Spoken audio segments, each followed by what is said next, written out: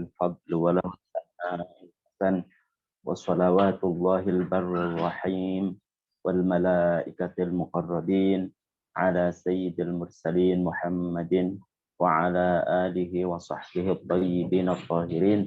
اللهم لا سهل إلا ما جعلته سهلا وأنت يا حي يا قيوم تجعل الحزن إذا شئت سهلا. اللهم أكرمنا بالإخلاص في النية والقول والعمل.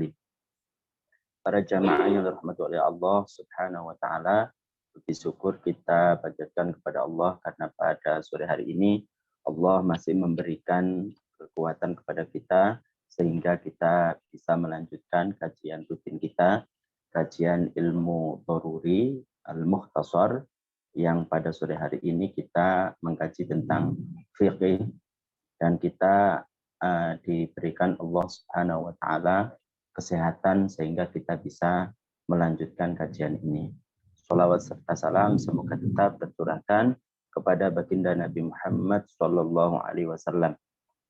Para jamaah yang dirahmati oleh Allah, untuk hari ini kita sudah sampai pada bahasan tentang rukun sholat. Jadi kemarin kita menyebutkan bahwasanya rukun sholat itu ada 17. Yang pertama itu adalah niat, yang kedua itu adalah membaca takbir dengan aturan-aturannya masing-masing, yang kemarin kita sudah jelaskan. Kemudian yang ketiga itu adalah berdiri untuk sholat fardu tentunya bagi yang mampu. Kemudian yang keempat itu membaca Al-Fatihah dengan persyaratan-persyaratan yang kemarin kita jelaskan. Salah satunya adalah Bismillah, termasuk ayat daripada Al-Fatihah, berarti ada 7 ayat. Kemudian tasydid juga harus kita baca semuanya, yang jumlahnya ada 14, yang terutama kita harus perhatikan untuk kita baca dengan benar itu pada kata iyyaka. Jangan sampai kita itu meninggalkan tasydid, kemarin kita sudah jelaskan. Kemudian juga dalam syarat membaca Al-Fatihah itu kita juga harus mualah, yaitu berhubungan. Tidak ada jeda, yang jeda tersebut itu lebih daripada tarikan satu napas, kecuali kalau itu ada uzur ataupun sebab, maka itu tidak memutuskan mualah, bersambungan. Kemarin kita sudah jelaskan. Kemudian yang berikutnya adalah tertib berurutan sesuai yang kita ketahui bersama di dalam Al-Quran. Kemudian yang berikutnya adalah mengeluarkan huruf-huruf dan yang lain sesuai dengan makhrajnya, tempat keluarnya. Itu syarat membaca Al-Fatihah. Kemudian kemarin juga kita jelaskan bahwasanya harus dihindari salah baca. Salah baca kemarin kita jelaskan ada 3. Ada kalanya salah baca itu merubah arti atau menjadikan kata tersebut tidak mempunyai arti sama sekali. Kedua-duanya bisa membatalkan bacaan kalau tidak diulangi. Kemudian kalau tidak diulangi, nanti akan menjadikan sholatnya itu tidak sah. Kemudian ada salah baca itu tidak merubah arti. Kemarin kita jelaskan itu haram, akan tapi tidak membatalkan sholat. Kemudian yang berikutnya adalah yang kelima, rukun daripada sholat itu adalah ruku'. Ruku' itu adalah dengan cara dia membungkukkan badannya sekiranya kedua roha, telapak tangan yang kita maksud kemarin itu adalah selain jari, itu mencapai lutut.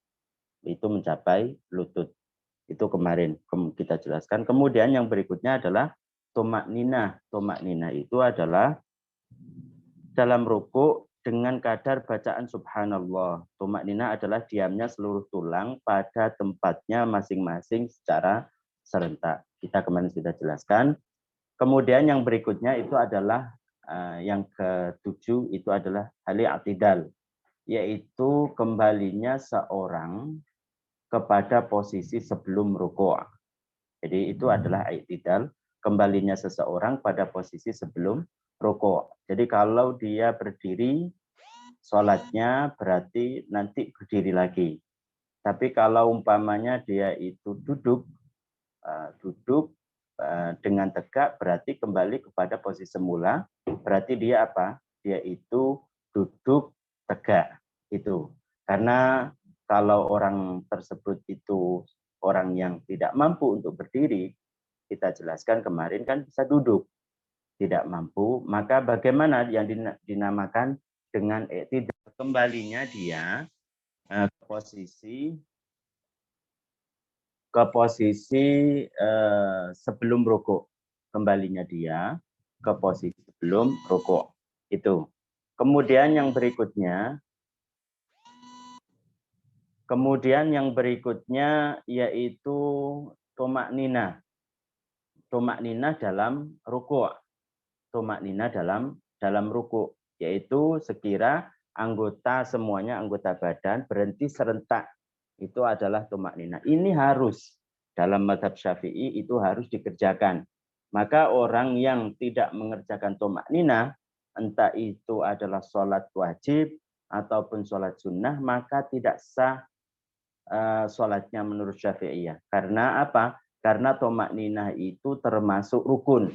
Kalau rukun, sesuatu yang ada pada bagian perbuatan, dan sesuatu itu kalau tidak dikerjakan, maka perbuatan tersebut tidak akan sah. Seperti sholat tersebut, tomak nina dalam sholat. Kalau tidak dilakukan tomak nina, maka sholatnya juga tidak sah. Kemudian yang berikutnya adalah yang ke-9 itu adalah sujud. Sujud 2 kali, yaitu dengan cara meletakkan dahinya semuanya atau sebagian.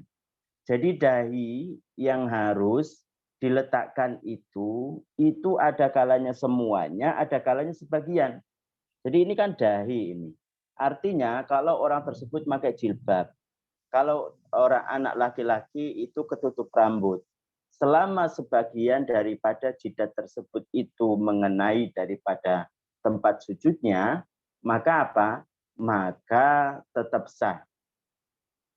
Kenapa? Karena tidak disyaratkan harus semuanya, tapi harus meskipun sebagian itu harus mengenai tempat sujudnya. Jadi kalau pakai jilbab, pakai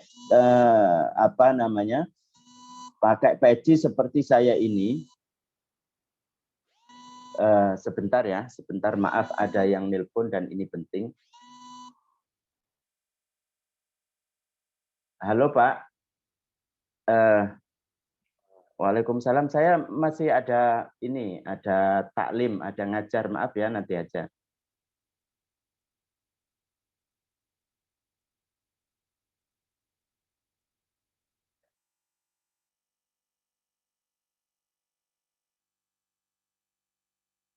Ya, maaf tadi ada gangguan. Jadi nomor 9 itu adalah sujud. Sujud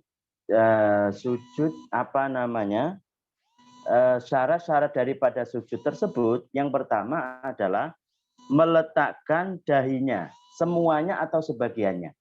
Semuanya atau sebagiannya. Artinya kalau seseorang tersebut memakai jilbab, kemudian anak laki-laki ada rambutnya, kemudian anak laki-laki ada pecinya, selama sebagian daripada jidat ini menyentuh daripada tempat sujudnya, maka itu sah. Karena apa? Karena yang disyaratkan itu tidak harus semuanya, baik sebagian itu bisa sah. Jadi begitu. Tapi kalau orang tersebut sama sekali tidak ada apa yang menyentuh, semuanya menutupi daripada jidat. Semuanya menutupi jidat. Maka tidak sah. Karena apa? Karena harus ada sebagian yang mengenai tempat sujudnya. Tidak boleh tertutup. Itu mazhab Syafi'i. Kemudian semuanya dalam keadaan terbuka. Itu sujud, yaitu mengenai jidatnya itu mengenai daripada tempat sholat, baik semuanya atau sebagian, dan ditambah lagi adalah dalam keadaan terbuka, harus terbuka. Terbuka dan menekannya serta menjadikan bawah badannya lebih tinggi daripada atasnya. Jadi semua keadaan terbuka dan menekannya. Jadi agak ditekan ketika sujud tersebut. Jangan kayak seperti orang yang ragu-ragu untuk meletakkan jidat ke tempat sujud. Jadi kayak orang Jawa itu ngambang. Jadi tidak menyentuh sama sekali. Maka itu tidak sah. Harus ditekan. Sekira kalau umpamanya di bawahnya itu ditaruh kapas, kemudian ada bekasnya.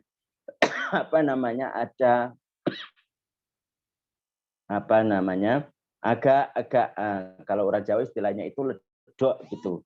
Jadi ada semacam tekanan yang mengakibatkan kapas tersebut itu kelihatan kan seperti orang yang sujud di atasnya. Jadi kelihatan. Jadi tidak sekadar hanya begini, tidak kayak orang ragu-ragu untuk meletakkan dahinya. Itu tidak sah.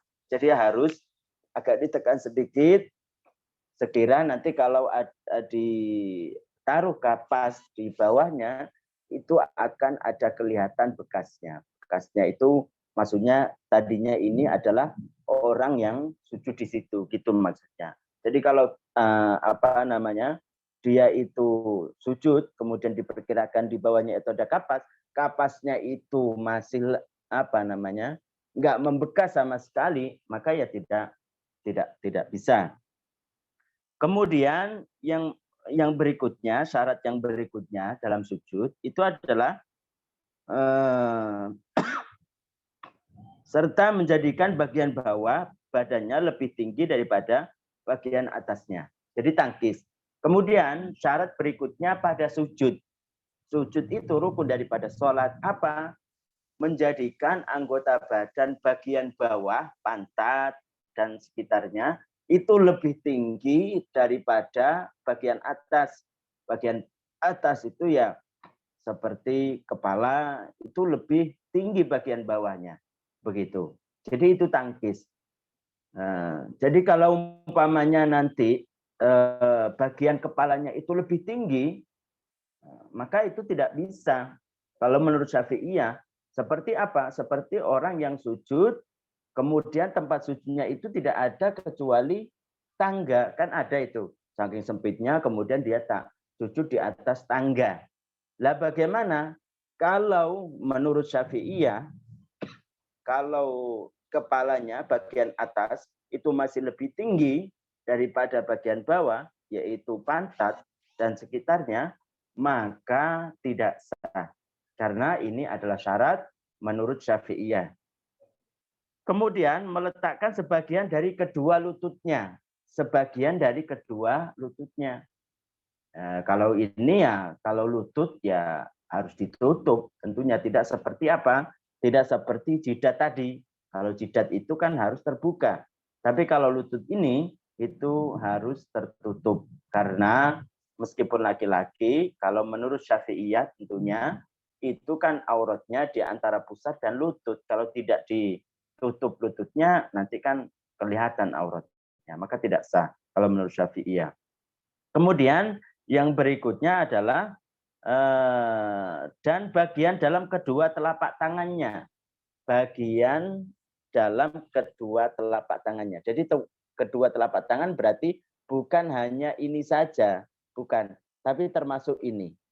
Termasuk bagian daripada bagian dalam jari-jari juga. Jadi sebagian menyentuh daripada tempat sujud bagian telapak tangan, maka itu sah. Artinya kalau orang sujud kayak seperti olahraga begitu. Begini, hanya jari telunjuknya yang menyentuh ataupun ibu jarinya, maka ya sah. Maka itu sah karena sebagian. Dan tidak harus terbuka bagian ini, bagian telapak tangan tidak harus terbuka. Tidak seperti halnya jidat tadi, bisa ditutup bagian ini pakai kaos tangan. Umpamanya orang pakai kaos tangan karena dingin, boleh dia itu tidak membukanya karena tidak disyaratkan harus terbuka. Dan ini tidak harus semuanya, sebagian bisa. Kemudian lututnya dan bagian dalam kedua telapak tangannya dan bagian dalam jari kedua kakinya. Kemudian bagian dalam kedua jarinya, bagian dalam kedua jari kakinya, jari kaki. Jadi kalau umpamanya ada kaki begini, jadi ini bagian ini. Jadi tidak harus semuanya, sebagian. Yang namanya sebagian itu kan bisa diucapkan satu, bisa diucapkan kepada dua atau tiga, atau lebih daripada dua, atau kurang daripada dua. Artinya tidak disyaratkan harus semuanya bisa dikatakan sah, harus meletakkan semua jari kaki ke bagian dalam bagian jari kaki. Bagian dalam jari kaki harus ditempelkan ke tempat sujud. Baru sah bukan, tapi ini adalah sebagian. Jadi itu syaratnya orang tersebut sujud. Jadi dalam sujud juga ada syaratnya, yang sujud sendiri itu rukun daripada sholat. Pertama, tadi syarat daripada orang tersebut itu sujud, itu adalah menempelkan jidat. Tidak harus yang namanya hidung ditempelkan dalam keadaan terbuka. Kemudian nanti ditekan. Kemudian bagian bawah itu harus lebih tinggi daripada bagian atas. Kemudian meletakkan bagian daripada lututnya. Kemudian telapak tangannya. Yang telapak tangan yang dimaksud juga jari-jari. Kemudian bagian dalamnya maksudnya. Kemudian yang berikutnya adalah bagian dari jari kedua kaki. Itu syarat daripada sujud itu sendiri. Kemudian yang berikutnya adalah tumak ninah dalam sujud. Dalam sujud juga ada tumak ninah. Jadi seperti yang kita lakukan itu, harus berdiam sesaat dengan ukuran subhanallah. Kita membaca subhanallah. Kemudian yang berikutnya adalah duduk di antara sujud. Duduk di antara sujud. Sujud kan dua. Di antara keduanya itu adalah namanya duduk. Itu juga rukun. Kemudian juga tumak ninah dalam duduk di antara dua sujud tersebut. Kemudian yang berikutnya adalah duduk untuk tasyahud akhir dan bacaan sesudahnya. Jadi duduk dalam tasyahud akhir itu adalah rukun. Tapi kalau duduk di antara atau tasyahud awal itu tidak rukun. Kalau tahu kita bahwasanya orang ketika sholat kemudian ada kan tasyahud awal, ada duduk dalam tasyahud awal, maka duduk dalam tasyahud awal itu bukan rukun. Seandainya orang tersebut itu habis sujud kemudian langsung berdiri, bisa-bisa saja.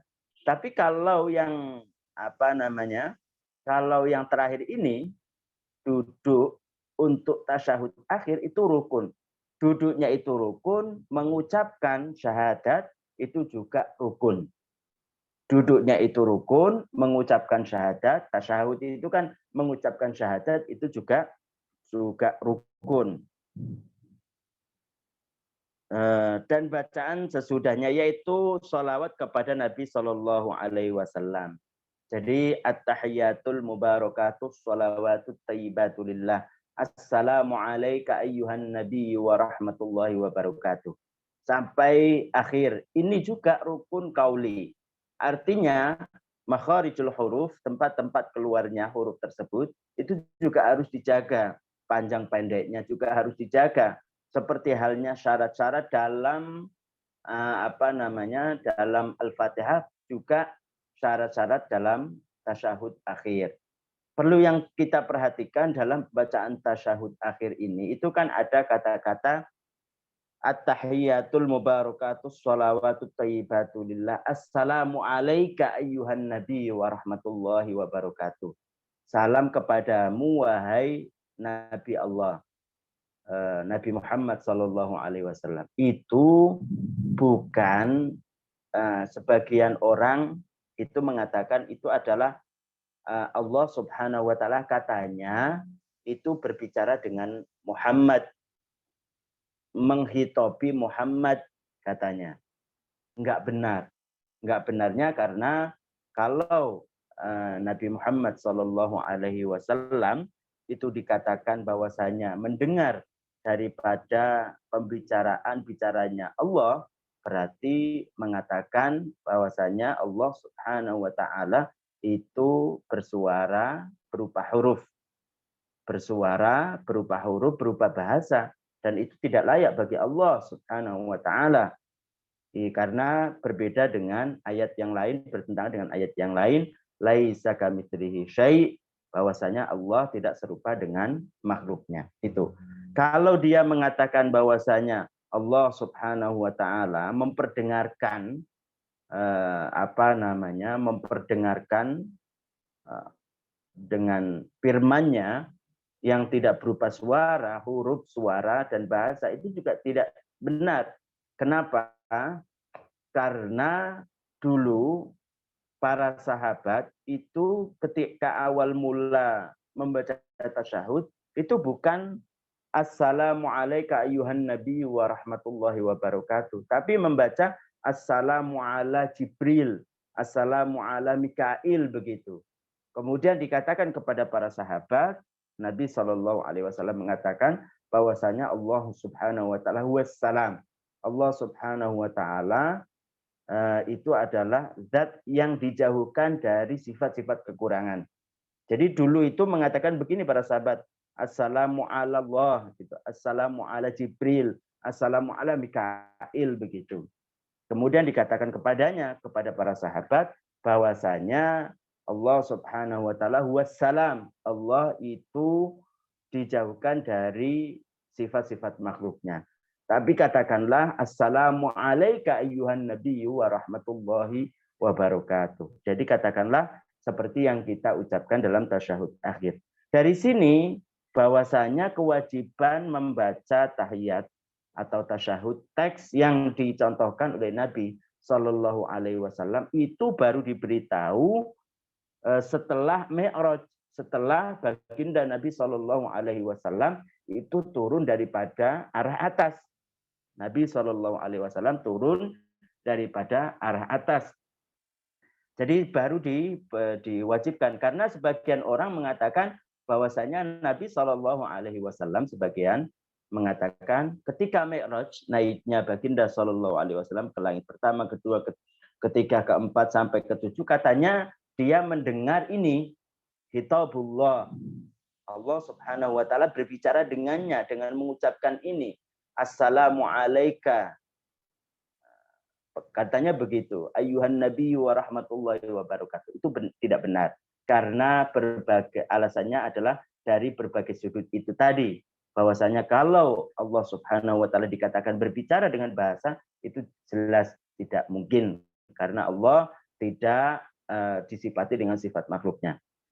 Kalau itu yang pertama. Yang kedua, teks ini yang diajarkan oleh Nabi Shallallahu Alaihi Wasallam kepada para sahabat itu baru diajarkan ketika Nabi Shallallahu Alaihi Wasallam sudah turun dari arah atas.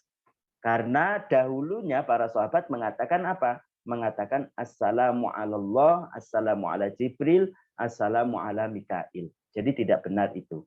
Tidak benar mengatakan bahwasanya Nabi Muhammad Shallallahu Alaihi Wasallam itu naik ke atas, kemudian habis itu mendengar suara Allah Subhanahu wa Ta'ala dengan teks ini. Itu tidak benar. Kemudian yang berikutnya itu adalah tasyahud akhir. Tasyahud akhir itu ada juga yang sempurna, ada yang kita bisa sah mengucapkannya, tapi fadilahnya ataupun keutamaannya, pahalanya itu lebih sedikit. Seperti umpamanya at-tahiyyatu lillah, salamun alaika ayyuhan nabiyyu wa rahmatullahi wa barakatuh, salamun alaina wa ala ibadillahis shalihin, asyhadu an la ilaha illallah wa anna muhammadar rasulullah. Itu bisa seperti itu. Itu jadi kalau umpamanya kita tarawih, bagi yang suka cepat itu ya disingkat aja, disingkat seperti yang kita jelaskan itu tadi.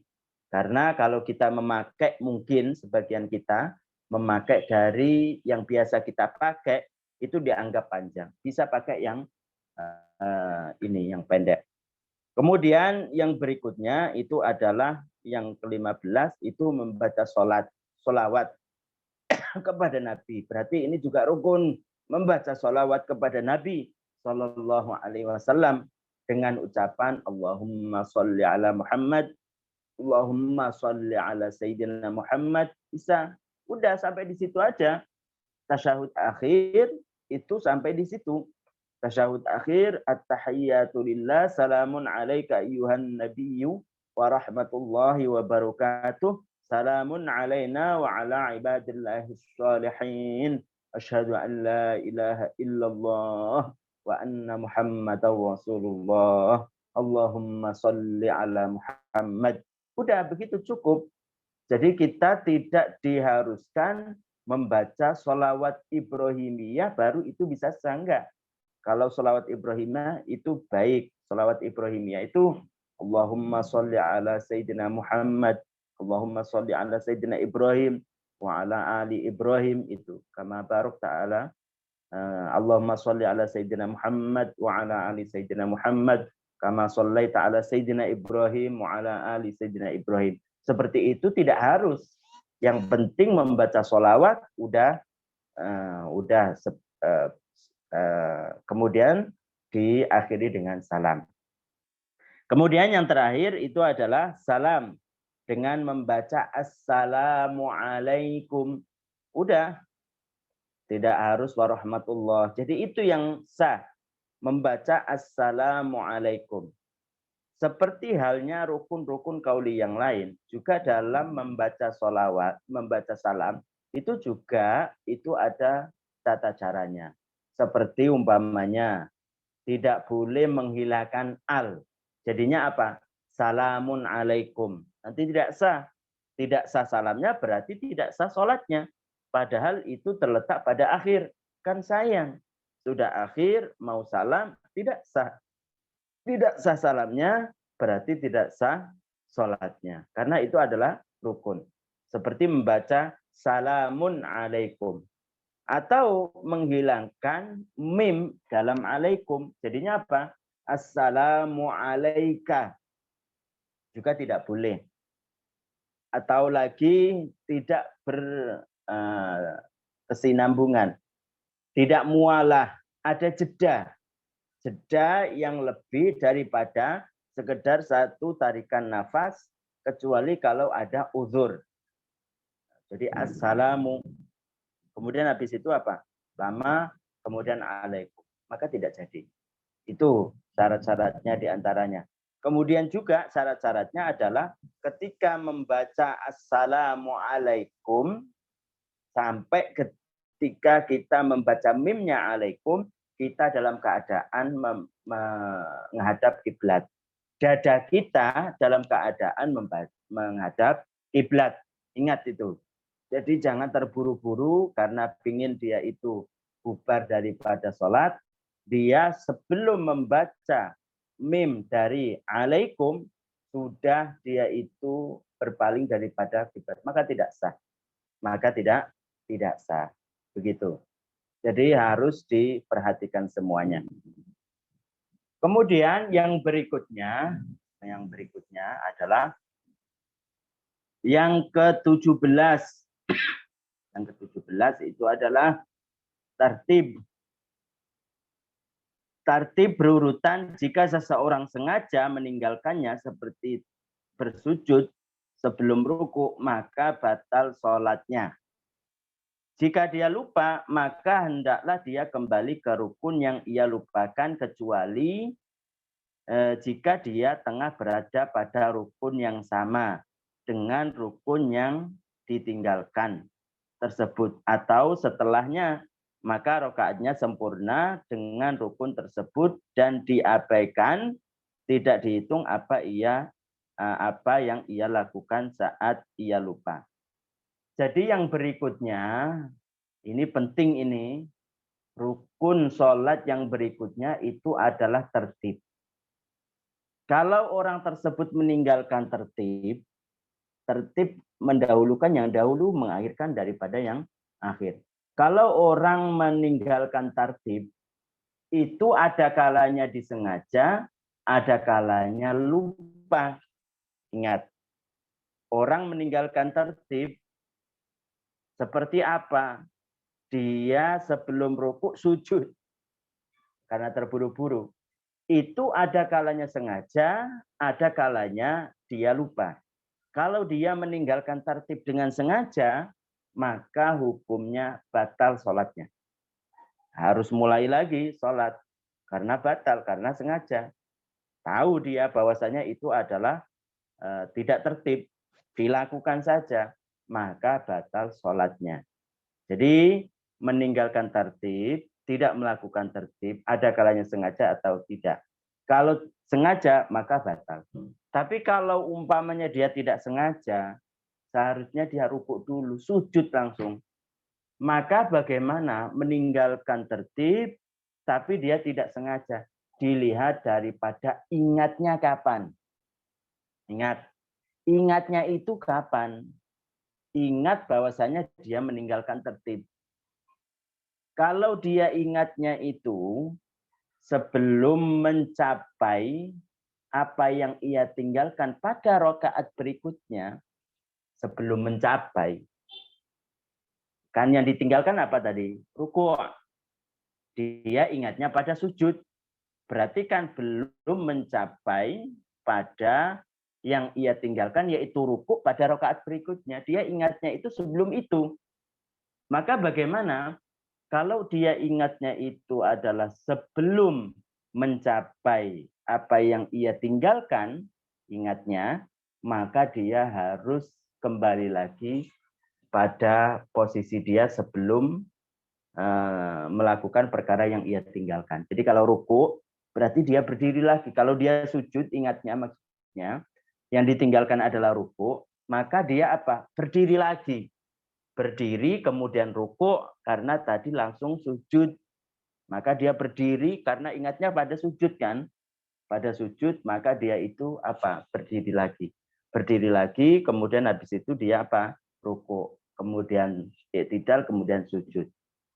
Jadi itu yang harus ia lakukan, kembali seketika sebelum ia melakukan perkara yang ia tinggalkan, kepada sebelum kembali kepada keadaan di mana dia sebelum meninggalkan yang ditinggalkan.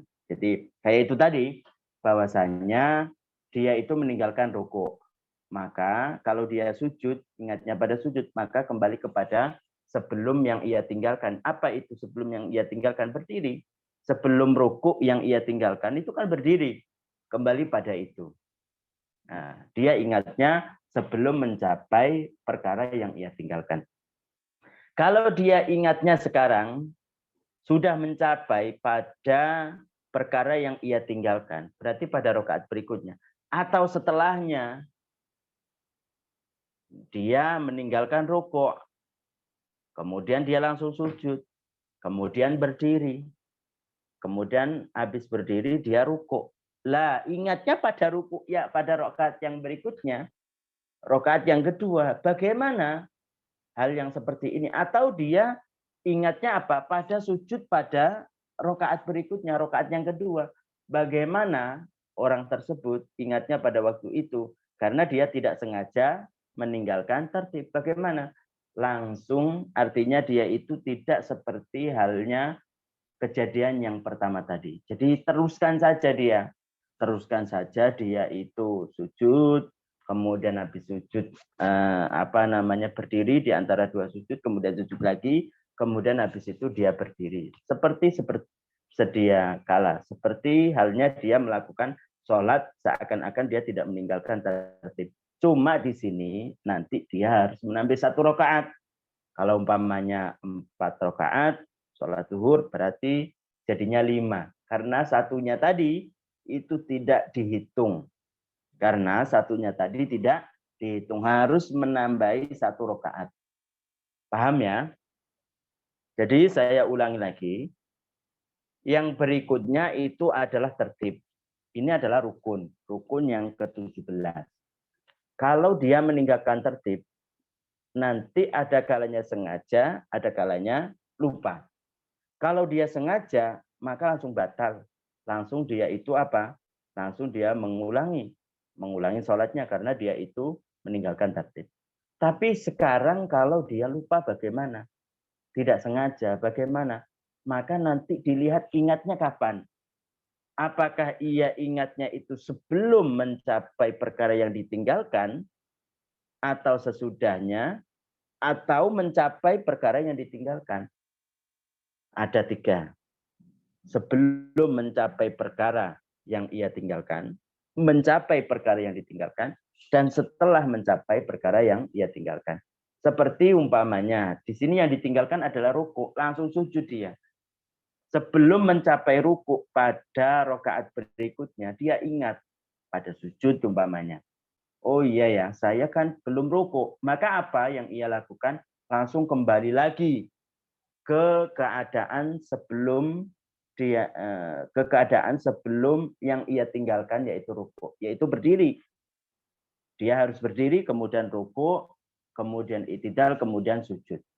Itu kalau ingatnya kapan? Ingatnya sebelum mencapai yang ia tinggalkan. Kalau dia ingatnya itu mencapai perkara yang ia tinggalkan, dia yang ditinggalkan ruku pada rakaat awal. Ingatnya apa? Ingatnya itu ketika ruku pada rakaat yang kedua. Bagaimana? Atau dia itu apa? Ingatnya itu setelah ruku pada rakaat yang kedua. Ketika sujud. Oh iya ya, tadi saya pada rakaat yang awal itu belum ruku. Bagaimana? Maka teruskan saja.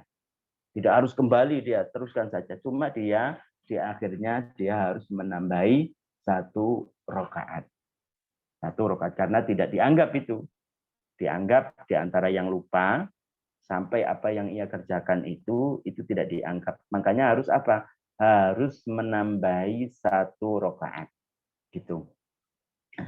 Cuma nanti kalau umpamanya bagaimana kalau umpamanya dia statusnya makmum, nanti dijelaskan dalam masalah berjamaah.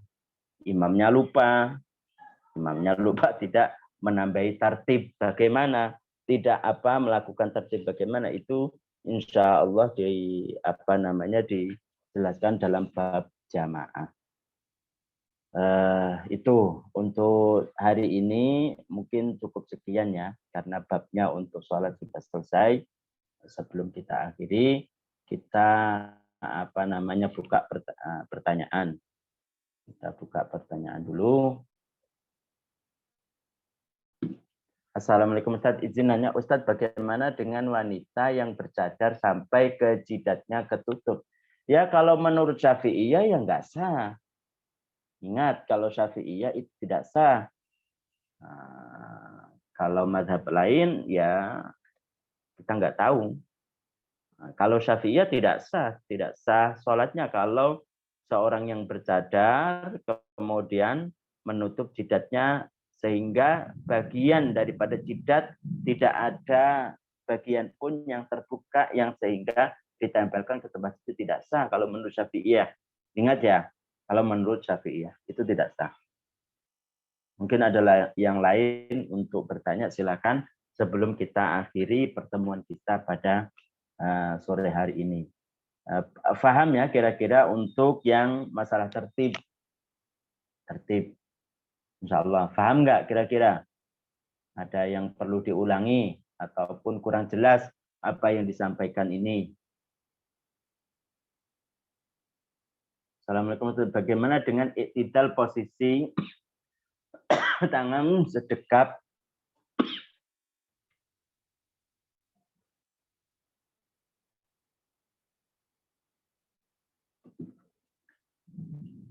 Ustadz, ketika kita berdiri kembali karena lupa ruku, apakah membaca kembali Al-Fatihah atau tidak?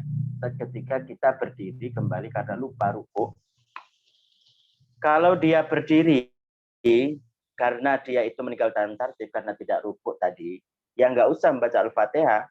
Jadi dia mengulangi berdirinya saja. Kemudian habis itu ruku, kemudian i'tidal. Jadi tanpa membaca Al-Fatihah.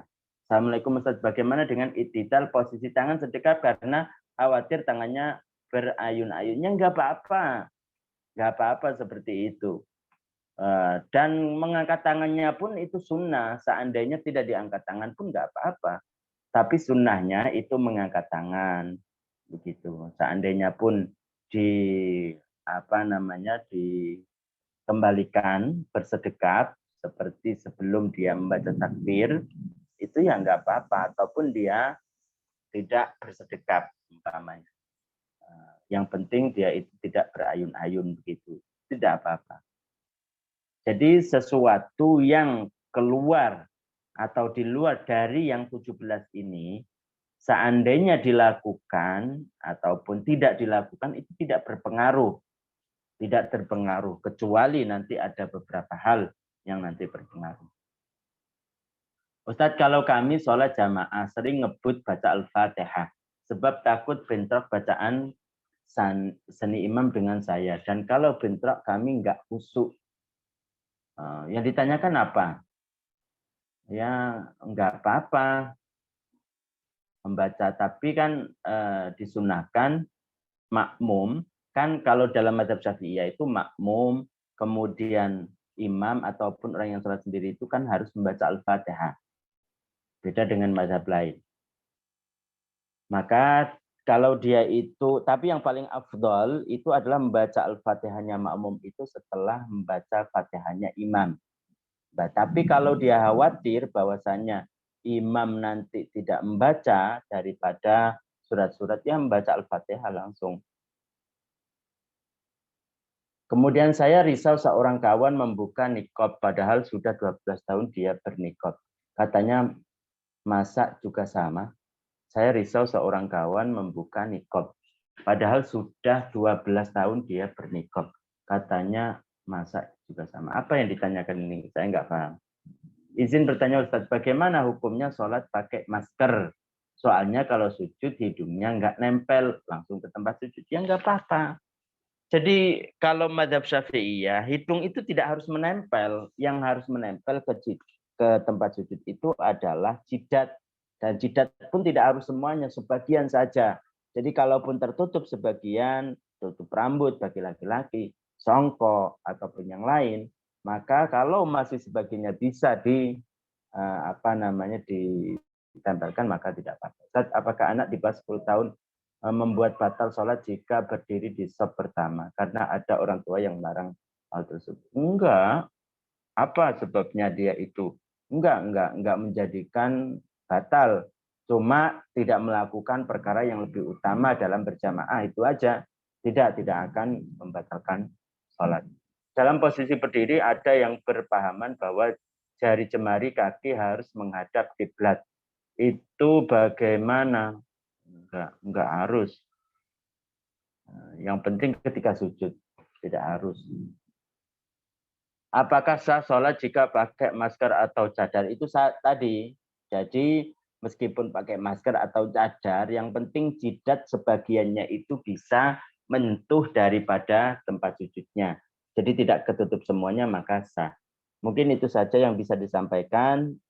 Saya akhiri. Wassalamualaikum warahmatullahi wabarakatuh. Kita baca tahlil sekali, salawat sekali, dan istighfar sekali. La ilaha illallah.